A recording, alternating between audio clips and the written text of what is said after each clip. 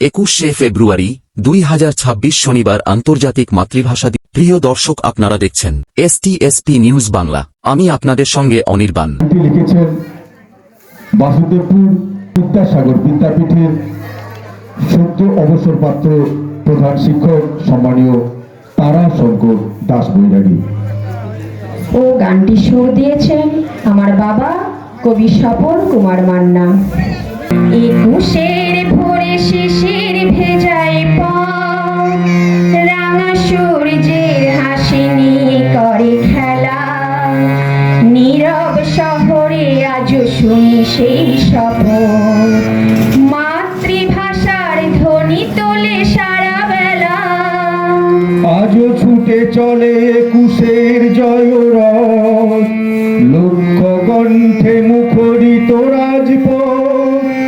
ভাষার জন্যে ভাষায় স্বপ্ন ভেলা, তাই মাতৃভাষায় সুর তোলো সারা বেলা।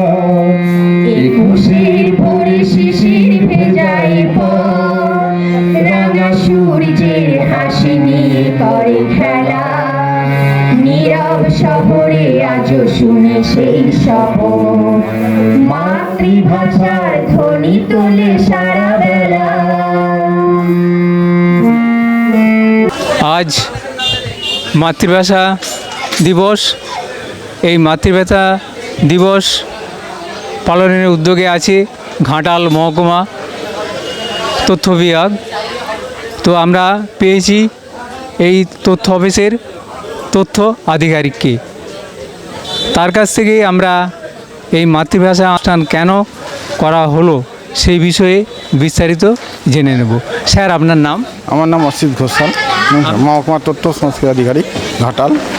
ফেব্রুয়ারি আন্তর্জাতিক মাতৃভাষা দিবস, মানে 1999 সালের 17ই নভেম্বর রাষ্ট্রসংঘ আজকের এই দিনটিকে আন্তর্জাতিক মাতৃভাষা হিসেবে স্বীকৃতি দেয়।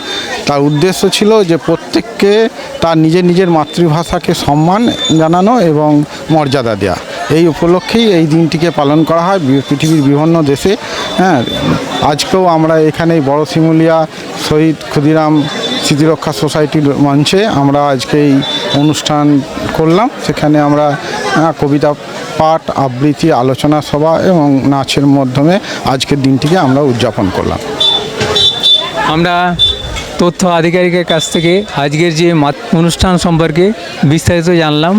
ক্যামেরায় রাজীব পাত্রের সঙ্গে আমি শ্যামাপদ প্রামাণিক, STSP নিউজ বাংলা। সবার খবর সবার আগে সরাসরি বড় শিমুলিয়া অনুষ্ঠান প্রাঙ্গণ থেকে।